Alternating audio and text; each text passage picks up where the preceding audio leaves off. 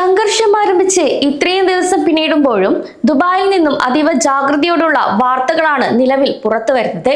കഴിഞ്ഞ കുറച്ച് ദിവസങ്ങളായി റിപ്പോർട്ട് ചെയ്യുന്ന ഡ്രോൺ ആക്രമണങ്ങളെ നിസ്സാരമായി കണ്ടിരുന്നെങ്കിലും ഇന്നലെയുണ്ടായ ആക്രമണം പ്രവാസികളെ ഏറെ ആശങ്കയിലാക്കി.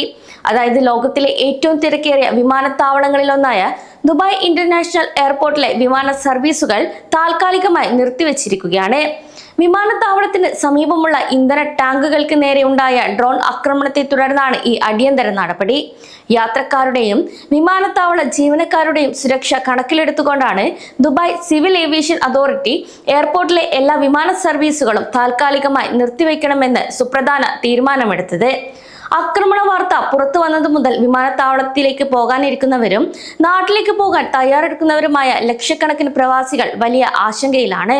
സംഘർഷത്തിന്റെ ആദ്യ നാളുകളിൽ വിമാനത്താവളത്തിലെ എല്ലാ പ്രവർത്തനവും നിലച്ച അവസ്ഥയായിരുന്നു. എന്നാൽ നിരവധി യാത്രക്കാർ നാട്ടിലേക്ക് പോകാൻ പറ്റാതെ ആയതോടെ ശക്തമായ സുരക്ഷയിൽ ചെറിയ രീതിയിൽ വിമാന സർവീസുകൾ പുനരാരംഭിക്കാൻ തീരുമാനിക്കുകയായിരുന്നു. ഇന്നലെയും നിരവധി വിമാന സർവീസുകൾ നടത്തുകയുണ്ടായി.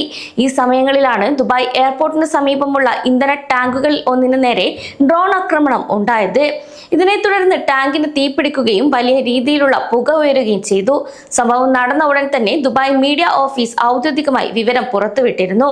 എന്നാൽ ഭയപ്പെടേണ്ട യാതൊരു സാഹചര്യവും നിലവിലില്ല എന്നാണ് അധികൃതർ നൽകുന്ന വിവരം. ഉടൻ തന്നെ ദുബായ് സിവിൽ ഡിഫൻസ് ടീമുകൾ സ്ഥലത്തെത്തുകയും തീ പൂർണ്ണമായും നിയന്ത്രണ വിധേയമാക്കുകയും ചെയ്തു. ഈ അപകടത്തിൽ ആർക്കും തന്നെ പരിക്കേറ്റിട്ടില്ല എന്നാണ് വിവരം. ഇത് വലിയൊരു ആശ്വാസം തന്നെ നൽകുന്നു.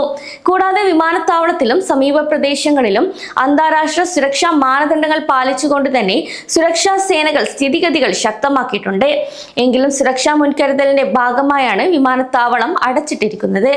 ഈ സംഭവത്തിന് പിന്നാലെ ദുബായ് സിവിൽ ഏവിയേഷൻ അതോറിറ്റി എല്ലാ എയർലൈനുകളോടും വിമാന സർവീസുകൾ താൽക്കാലികമായി നിർത്തിവെക്കാൻ ഉത്തരവിട്ടു. ഇത് പ്രവാസികളെ സംബന്ധിച്ച് വലിയൊരു യാത്രാ തടസ്സമാണ് ഉണ്ടാക്കിയിരിക്കുന്നത്. സംഘർഷത്തിന്റെ ആദ്യഘട്ടത്തിൽ ഉണ്ടായതുപോലെ നിരവധി യാത്രക്കാരാണ് വിമാനത്താവളങ്ങളിൽ കുടുങ്ങിക്കിടക്കുന്നതും. എന്നാലും എല്ലാവരും സുരക്ഷിതരാണെന്നും അവർക്ക് വേണ്ട എല്ലാ സഹായങ്ങളും അധികൃതർ നൽകിയതായി അറിയിച്ചു. കൂടാതെ യുഎയിലെ ഏറ്റവും വലിയ വിമാന കമ്പനിയായ എമിറേറ്റ്സ് ദുബായിലേക്കും തിരിച്ചുമുള്ള എല്ലാ സർവീസുകളും താൽക്കാലികമായി റദ്ദാക്കി. ഇത് സംബന്ധിച്ച് അടുത്ത ഒരു അറിയിപ്പുണ്ടാകുന്നത് വരെ യാത്രക്കാർ ആരും വിമാനത്താവളത്തിലേക്ക് പോകരുത് എന്ന കർശന നിർദ്ദേശവും നൽകിയിട്ടുണ്ട്. അതേസമയം ദുബായ് എയർപോർട്ട് വഴി ട്രാൻസിറ്റ് ചെയ്യുന്ന യാത്രക്കാരെയാണ് ഇത് ബാധിച്ചത്. Fly Dubai, air India express, IndiGo തുടങ്ങി ദുബായിലേക്ക് സർവീസ് നടത്തുന്ന എല്ലാ വിമാനങ്ങളും ഇപ്പോൾ വഴിതിരിച്ചു വിടുകയോ റദ്ദാക്കുകയോ ചെയ്തിരിക്കുകയാണ്.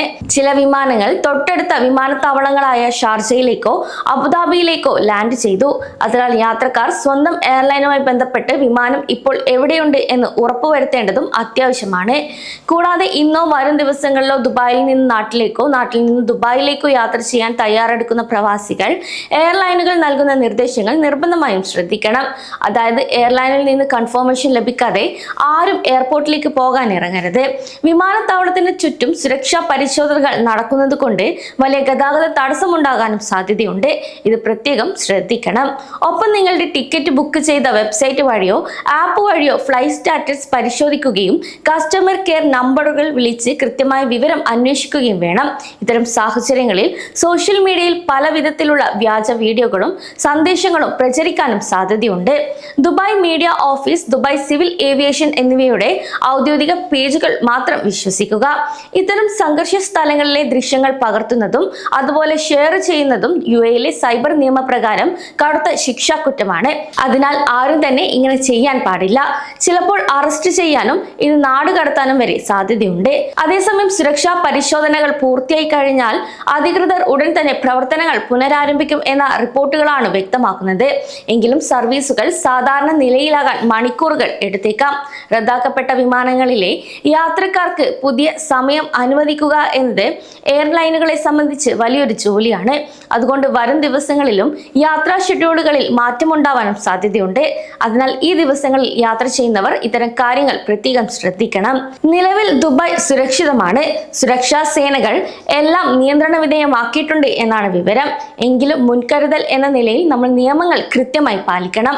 പ്രവാസികളായ നമ്മൾ ഇത്തരം സാഹചര്യങ്ങളിൽ പതറാതെ അധികൃതർ നൽകുന്ന നിർദ്ദേശങ്ങൾ കർശനമായി പാലിച്ചാൽ മാത്രം മതിയാകും.